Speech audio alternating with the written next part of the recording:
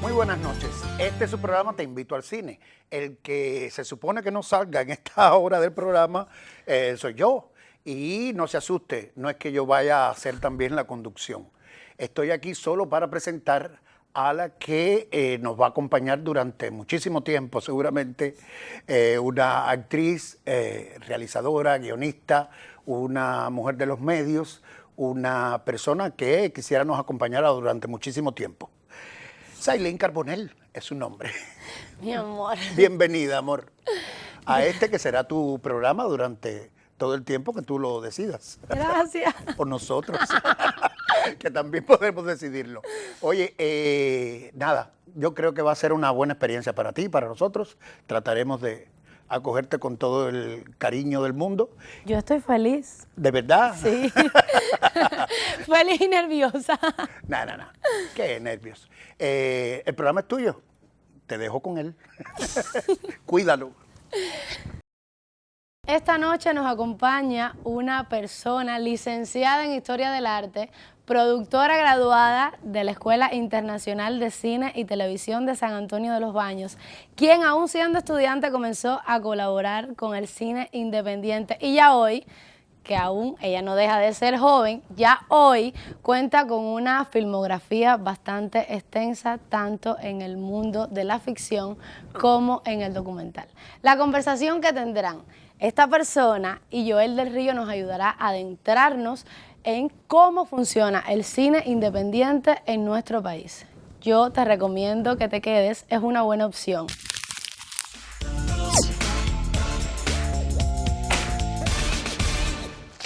Buenas noches.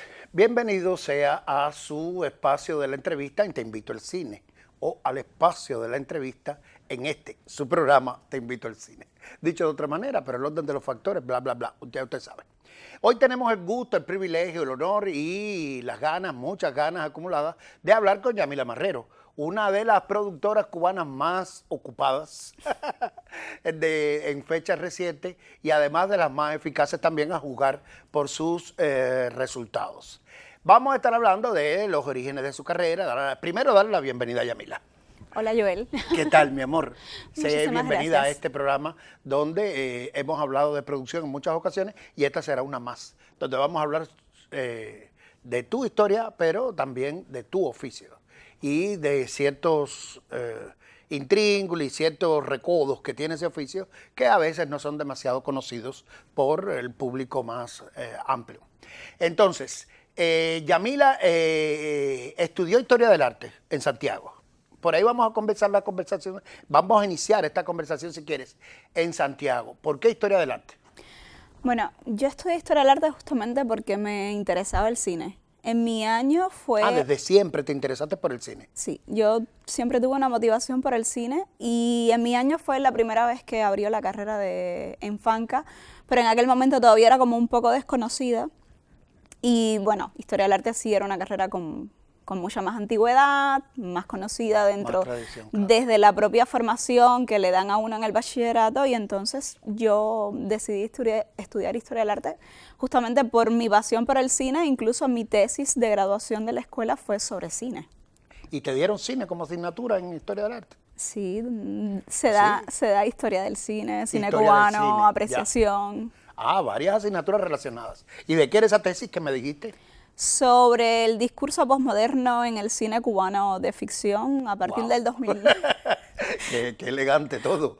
Así que me imagino. ¿Eso fue en qué año te graduaste en Historia del Arte? En el año 2008. 2008.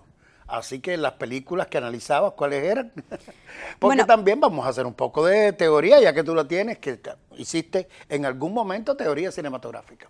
Bueno, un poco que mi tesis era una suerte de continuidad de lo que planteaba Rufo Caballero en su tesis doctoral y también el libro Sedición en la pasarela. Sí. Y un poco como que empecé a analizar el cine de los 90 hasta el año 2003. Algunas películas paradigmáticas en las Pon que... tu pensamiento en mí, Pon tu Amor pens- Vertical. la- Amor todo aquello, Vertical, los La años Ola. 90. La Ola. De También Enrique ya en los 2000, Video de Familia, Video de por Familia. supuesto, y bueno, todas estas Bueno, películas. desde las características del posmodernismo, que era el eje, vamos a decir, de tu tesis. Y después, ¿cómo fue que lograste llegar a la escuela? Que ahí te conocí yo.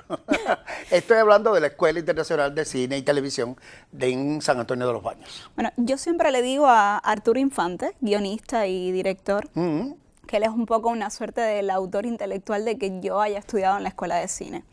Y es que la madre de Arturo Infante fue mi profesora de Historia del Arte. Me dio tanto arte rococó hasta las vanguardias artísticas. Y como madre orgullosa, siempre cuando su hijo terminaba algún cortometraje, los ponía en el aula. Nos decía, bueno, miren, esto es lo que está haciendo mi hijo en estos momentos. Esa es la época de Utopía. Exacto. La viste. Justamente es la época de Utopía. Utopía es del año 2003. Ahí también vimos El Televisor, El Intruso y bueno, todos los otros cortos que hizo Y Arturito. Utopía es una especie de icono del posmodernismo cinematográfico cubano también. Y Por muy, si fuera. muy vinculado con la historia del arte. Justamente por Claro, eso es que también claro. su madre no los puso y una vez que descubrimos la obra de su hijo, pues siempre le pedíamos que cuando él terminara algo no los presentara, ¿no? No los proyectara en la carrera. Y ahí es como sé que a la Escuela Internacional de Cine también podían acceder cubanos, porque imagínate, yo vivía en Holguín, estudiaba en Santiago, la escuela era un poco algo como quizás Remoto. distante para mí, algo inaccesible, y ahí es que entonces, bueno, sé que los cubanos pueden entrar. Y después también hubo otros estudiantes de la escuela, egresados de la escuela, que son de Holguín, como Fabián Suárez, que me antecedieron, Armando Capó. Que ya estaban. ¿Tú Y- los conocías a ellos? Sí, los conocí a Holguín, somos una suerte de comunidad en la que Claro. casi todo el mundo se Los conoce. holguineros en la ICTV. Exacto. Y cuando tú llegaste, ¿en qué año entraste a la escuela? Yo entré en el 2014. ¿Quedaste desde la primera vez? Yo soy la generación en la que la escuela volvió a tener solo 2 cursos a la vez, es decir, nosotros fuimos escogidos en el 2013, pero fue el año del impasse. ¿Tuviste que hacer una sola examen? Yo- ¿Llegaste desde la primera vez a la Yo escuela? hice 2 veces el examen. Ah, 2 La veces. primera vez realmente la hice como para tener una idea realmente Claro. de qué iba el examen, Tener una porque, idea de lo que sale para... porque realmente a Holguín la información que uno podía tener era solo la que muy- llegaba a muy Fanca escasa. y yo no era estudiante de Fanca, de Claro, hecho. claro. Yo quería ser Fanca por trabajadores, pero en mi época no te permitían tener 2 títulos universitarios. O sea, yo tenía que renunciar a mi título de Historia del Arte. Realmente a mí Y me gustaba mucho, a ti muy te gustaba profesión. muchísimo tu carrera, no tenías por qué hacerlo. Entonces estabas en la escuela y allí encontraste a Fabián, a Capó y a todos ellos que estaban allí ya. Ya se habían graduado de la escuela. Ya se habían graduado incluso. Entonces, ¿cómo fue? ¿Qué le debes en líneas generales a la ICTV? Bueno, yo creo que a la ICTV le debo la mayor parte de lo que soy hoy día. O sea, la escuela es... Profesionalmente hablando al menos. Y personalmente ¿También? también. Sí, sí, porque la escuela es un antes y un después en la vida de cada persona que pasa por ahí. O sea, son 3 años muy intensos, tanto a nivel de formación como a nivel también... uno está en una edad en la que empieza a recibir muchísima información, empiezas a permearte de otras culturas, de otras tradiciones, de otras idiosincrasias, de otros modos de hacer cine o de otras estéticas que puedes quizás desconocerlas, sobre todo, digo, cuando en aquel momento pensemos que en Cuba no había internet, pensemos también que la difusión o la distribución, Era muy escasa. incluso informal de las obras, de las películas, era mucho más limitada. Muy limitado. Entonces, por ejemplo, yo recuerdo que yo leí el libro de producción, el manual de producción de Marta Orozco y Carlos Taibo, porque Capó había estado en Guadalajara en el festival, y Armando Capó, y le habían regalado este libro, y nos los prestó, y en Holguín todos los que nos interesábamos por la producción, los libros y la nos prestábamos ese libro para un poco actualizarnos y saber de qué iba la profesión, porque también cuando yo estudiaba Historia del Arte, el oficio del productor era quizás un poco como más marginado dentro de los demás roles de una producción cinematográfica. El famoso, o el San Benito aquel de que el productor era el que busca los recursos, las meriendas y los transportes. O de que algunos decían, aquí el que sirve, sirve, y el que no para producción. Y realmente... que es más horrendo todavía eso. Exacto. Un poco que mi idea era seguir ese camino que ya habían iniciado otras personas, sobre todo en algunos países de Europa y en América Latina, hacia la producción creativa. Creativa, artística, dirigida igual que el director o como complemento del trabajo de este. Cuéntame de los principales trabajos, o el que más satisfecha te tiene de los que hiciste dentro de la escuela, todavía allí como alumna. Porque aquello es una especie de claustro, hay que decirlo, ¿no? Uno está allí, pero también, como tú bien dijiste, tiene que ser un trabajo creativo en el que uno se va contagiando y va aprendiendo mucho. Eso lo han contado otros entrevistados que hemos tenido aquí. ¿Cuáles fueron los principales trabajos que tú lograste hacer allí? Prefiero hablar de los trabajos y no del que más me satisfizo, porque sería un gran compromiso con mis directores, y muchos de ellos somos amigos o seguimos trabajando juntos, pero bueno. Como tú prefieras. En esa época produjo un corto de Intona Rumori de Rafael Ramírez, que lo hermoso, lo más hermoso para mí que tuvo ese corto fue que lo pudimos hacer en 16 milímetros. Fue la última nosotros fuimos la última generación que trabajó con 16 milímetros. Que trabajó en fílmico. Y hay que contar que esto es celuloide y la escuela perdió en algún momento la posibilidad de utilizarlo porque era demasiado caro, inviable. Era muy costoso. Ya lo digital se había impuesto por completo, así que, pero siempre entre los cineastas queda como el sueño de trabajar en fílmico. Realmente es una experiencia muy linda también, porque en Polivalencia no solo haces el rol de la especialidad a la que entraste, sino que también tienes que hacer fotografía, tienes que hacer sonido, y estábamos trabajando no en lo digital, sino completamente analógico. Luego, por ejemplo, de esa época... Es importante, ¿tú conocías a Rafael desde antes? Rafael y yo éramos amigos desde el bachillerato. Desde el bachillerato. Y ella se está refiriendo, para los que no tienen demasiado conocimiento sobre esto, de Rafael Ramírez, así se llama, y es uno de los directores más decididamente experimentales y vanguardistas. Y arriesgados.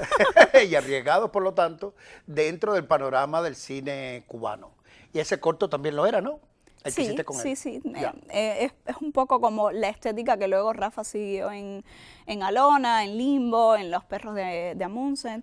En esa época también trabajé, por ejemplo, un corto que disfruté mucho el rodaje, fue el corto de Mataperros de Jimmy Ramírez. Mataperros de Jimmy. ¿Jimmy es también de allá? No. Jimmy es de la STV también. Sí, de la STV, claro. No, de San Antonio. Ah, él es de San Antonio, ya. Y, por ejemplo, bueno, era eso, hablar un poco del periodo especial, de cómo veían nuestros padres esa época, de cómo la percibimos nosotros. Jimmy reúne a todos sus amigos luego de 20 años. Y también era una manera o sea, sí, se recordaba lo cruento y lo difícil que fue la época, pero cómo desde la imaginación de un niño podía ser totalmente diferente, a través de juegos, a través de jugar a los escondidos, etcétera. Ahí también, bueno, volví a repetir trabajo con Rafa, hicimos Diario de la Niebla, que fue un corto que también gustó mucho. Hay gente que todavía lo ve y me ha dicho que es una suerte de corto, de obra de culto, etcétera. ¿Cómo no? Varias obras de Rafael entran en esa categoría. Extraña categoría o difícil categoría de obra de culto. Después trabajé con un cineasta panameño, Rodrigo Quintero, hicimos Entropía, con Jorge Molina, que actúa Jorge Molina en él, y bueno, muy típico muy parecido al tipo de... ¿Tu tesis? Y mi tesis fueron, bueno, en documental, hice un documental que se llama Plástico, que... Pero atención, los productores tenían la posibilidad de estar en las dos tesis, es decir, ficción y documental. No la posibilidad, la obligación. La obligación. Sí, nosotros como Pero qué productores, bueno, ¿no? sí, es muy buena porque estás trabajando a la vez con un director o directora de ficción, uno de documental. En mi caso yo trabajé con David Beltrán, En un árbol cae, un director español, valenciano, en ficción, y el documental fue dirigido por Giselle Morel, que es danesa, una directora danesa. Y bueno, son estéticas totalmente todo diferentes. mezclado. Y siento que eso es una de las cosas buenas que tiene la escuela, ¿no? Cómo haces equipo con gentes de países tan distintos, tan diversos. Distintos y tan lejanos de lo nuestro. Y a la vez cómo puedes estar aproximándote al cine de maneras también muy diferentes y con métodos o estilos de dirección también diferentes, y eso siento que como productor te ayuda a que luego puedas trabajar o enfrentarte a disímiles directores. Oye, pero la escuela es un microclima. Cuando saliste, ¿no te sentiste que habías estado 3 años, ustedes eran de 3 años, 3 años como una especie de limbo? ¿O tú te mantuviste en contacto con la realidad exterior de la escuela? A ver, ¿qué pasó cuando tú saliste de la ICTV?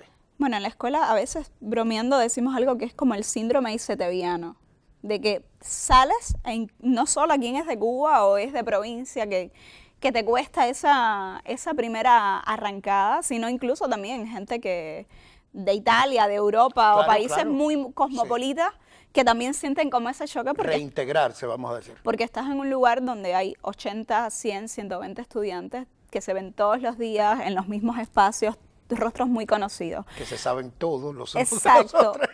Yo, por suerte, cuando me gradué tenía en desarrollo el proyecto de largometraje documental Órgano con Rosa María Rodríguez. Y bueno, un poco que me gradué e hizo facto, bueno, nos fuimos a continuar con la investigación y posteriormente rodaje, y además, como parte de mis estudios en la escuela, también tenía una beca para ir a estudiar a Canadá, entonces... ¿Qué hiciste primero? ¿Terminar Órgano o partir a Canadá? Filmar Órgano, y de ahí a los ¿Era 2 días... la beca esta de Montreal? Sí, la beca en la Universidad de Concordia. En la Universidad de Concordia, así mismo es. Pero primero vamos a hablar de Órgano, que a mí me parece un documental muy hermoso. Gracias. Y que muy importante también porque en un momento en que el audiovisual cubano padecía de un habanacentrismo, como le llaman algunos, completo, se aparecen Rosa y tú, vamos a darlas a ustedes como autoras a las dos, Rosa no se va a poner brava, estoy seguro que no, de Órgano, para hablar sobre una tradición que se pierde, la de los órganos orientales, que así se llamaban de alguna manera. ¿En qué lugares de la isla se filmó? ¿Cómo fue levantar la producción para un documental? Iba a decir ya material, palabra que detesto cuando está mal usada. Para un documental que ocurre en el campo, en lugares bastante intrincados, ¿o no lo era? A ver, cuéntanos tú, ¿cómo fue la producción de Órgano? Bueno, en el Siendo caso de... tú una profesional que todavía no tenía demasiada experiencia. En Holguín está justamente la familia que durante más años ha mantenido la tradición del órgano, ya tienen más de 160 años probablemente, que es el órgano de los hermanos Sojo. Y entonces, bueno, es una tradición súper conocida en Holguín, la gente, la mayoría de las personas sabe que existe, pero nosotros comenzamos a investigar y nos dimos cuenta que este órgano llevaba tiempo sin trabajar, y también que muchos de sus integrantes, bueno, por una cuestión de edad ya habían fallecido o tenían una edad muy avanzada, y como poco a poco, de un año al siguiente, cada vez había menos órganos inscritos o menos órganos en activo en la provincia. Y entonces, bueno, ahí es cuando Rosa comienza a investigar. Ella también tiene por cuestiones familiares, tiene una cercanía con la música de órgano. Y ahí empezamos a investigar y eso lo filmamos en Buenaventura, Calixto García, que es de donde vive la familia de los Ajo Marrero. ¿Está muy lejos de Holguín? Está creo que como a 15 kilómetros, 17, no no sé. No está tan lejos. Es el municipio antes de llegar a Holguín. Ya. Oye, Rosa también ha incursionado en la producción. Ella es egresada ella sí en la Fanca de Holguín, ¿no? Sí, pero por no trabajadores, por dirección. Por dirección. Pero ahora te voy a hacer una pregunta donde a lo mejor es un tanto comprometedora para ti. Tú la contestas como quieras y puedas, o no la contestas. ¿Cuán complicado es trabajar con un director que sabe de producción, como es el caso de Rosa? Pero que la respuesta es general. ¿Es Bueno, más complicado para ti o es más fácil? Bueno, en aquel momento Rosa no había estudiado todavía producción. Claro, lo estudió después en la Esto ICT. ocurre después justamente porque bueno, su pareja es Armando Capó, no solo trabajan juntos profesionalmente, sino también que comparten una vida juntos, y entonces llegó un momento en que un poco que él necesitaba quien le acompañara en la producción, al igual que ella. Y ahí es que ella se hace productora. en los proyectos que ella dirigía, y entonces así es como Rosa se acerca a... ¿Y en general has trabajado con directores productores? No. No, pero sí he trabajado con directores. Por ejemplo, Rosa en aquel momento no se dedicaba a la producción, pero por su Ya manera tenía de ser, por su carisma, era una persona que determinadas Una cuestiones productora de... nata, vamos a decir. Exacto, determinadas cuestiones de producción se le daban y que perfectamente podía asumirlas. Hay directores que te dicen, Que bueno, no, ocúpate, tú eres la productora. ocúpate tú de todas esas De ese asunto. de todas esas cuestiones. Alan, por ejemplo, no es productor, no se dedica a la producción. Ya mira, tenemos que dejar a Alan y a lo demás que vino después para el próximo programa, porque increíblemente hemos consumido todo el tiempo. Ay, ay, ay. Así que el viernes que viene tienes que, o debes, si te interesa volver, para culminar con esta historia tuya y hablar de las muchas películas que has hecho después de Órgano, la de Alan, en fin. Todo eso que nos tienes que contar después y el evento de Nuevas Miradas, tantísimas cosas que nos quedan por decir. Así que muchas gracias por haber venido y te espero el viernes que viene. Las gracias a ustedes. En la más reciente entrega de los premios Goya, usted sabe, el equivalente al Oscar, pero en España, y concerniente a las mejores películas del año 24, pues ocurrió un hecho sin precedentes, y es que le confirieron el galardón a la mejor película a dos títulos, que fueron en este caso el 47 de Marcel Barrena y La Infiltrada de Arantxa Echevarría. Vamos a estar hablando en dos programas sucesivos de estas dos películas, primero del 47 y después de La Infiltrada, en otro programa. Vean, el 47, con ese número se designa una línea de autobús que existía en la Barcelona de los años 70, porque es al fin y al cabo un biopic comprometido socialmente, es el 47, sobre Manolo Vital, un personaje real que existió en la Barcelona, ya decía, del boom turístico de los años 70, mediante el cual Barcelona se convirtió en una de las ciudades más visitadas de Europa y del mundo tal vez. Y entonces Manolo Vital, que era un chofer de guagua que impuso su deseo de que la ruta que él manejaba, el 47, la línea 47, pues llegara a los barrios más, vamos a decir, alejados del centro, por no decir marginales, porque no eran marginales, que estaban poblados mayormente por inmigrantes. Inmigrantes que en aquella época no provenían ni de África, ni de Europa Oriental, ni de ningún otro país. Provenían de otros lugares de España, es decir, de los campos españoles. Entonces el 47 es también un drama social, o es sobre todo un drama social con matices históricos, porque habla de una época pretérita, y es también una gran exaltación o una oda a la solidaridad y a la dignidad de la gente más humildes cuando se unen por una causa. Todo esto suena a cine comprometido y realmente lo es. Cine comprometido con la verdad histórica de personas que no decidieron no dejarse ningunear, imponer sus derechos a ser contados, incluidos, visualizados como seres humanos y no como gente de segunda importancia porque viven más o menos peor que los otros. Entonces, el 47 cuenta de todo esto y tiene a la cabeza del reparto a un gigantesco actor llamado Eduard Fernández, que tiene como costumbre interpretar antihéroes, pero aquí no, aquí hace un héroe mondo y lirondo, un héroe con todas las cualidades del héroe. El hombre que precisamente tiene el logro de lograr que las guaguas caminaran. Porque las autoridades a todas estas daban como pretexto que las calles eran demasiado estrechas para que entraran el transporte público por ellas. Y entonces la película ahí tiene uno de sus grandes logros, el diseño de producción de reproducir los barrios de la Barcelona de los años 70 en detalle, y además de eso de hacer entrar y filmar dentro de un ómnibus por esas calles tan estrechas. Un ómnibus que, por cierto, maneja Eduard Fernández. No se podía hacer menos que entregarle el premio Goya, no solo por la hazaña esta que estoy contando, sino porque su actuación es de las mejores del año, sin duda, o la mejor del año. Así por lo menos lo premiaron. Entonces el 47 compensa con su entusiasmo, su emoción y su defensa de una causa noble todo lo que tal vez le falta en profundidad y en rigor. Es una noble causa y por eso está defendida con todo ese entusiasmo que a veces hace parecer la película como una obra de propaganda. Una película para los convencidos. No introduce ni un solo matiz de duda respecto a las razones de los personajes. En fin, el 47 es una buena película. Es una buena película que se ve con sentimiento, que es conmovedora y que permite recordar el pasado de esa ciudad fabulosa que es la Barcelona contemporánea. Yo no sé si me puedo ir de aquí, Carmen. Y ya me echaron una vez de mi casa.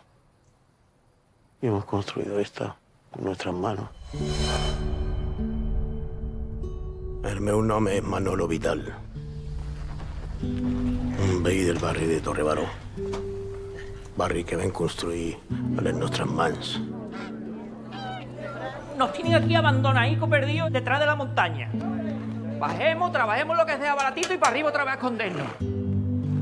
No os Uber del camión, no os Uber del correo. ¿Quién va a subir aquí? ¿Aquí quién va a subir? Si es que no se puede.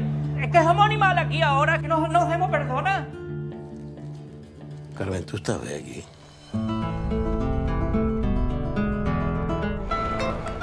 Necesitamos una línea de autobús que llegue a Torre Baró. I la vamos a conseguir. Manolo Vital, sou un veí del barri de Torre Baró. Què tinc de fer per tenir un autobús a Torre Baró? Jo conec a la persona que s'encarrega d'això. Els carrers de Torre Baró són massa estrets i empinats per aquí passi un bus. Tu no saps el que fan aquests amb la gent com nosaltres. És que jo no sé qui és la gent com nosaltres. ¡Vamos, vamos, vamos!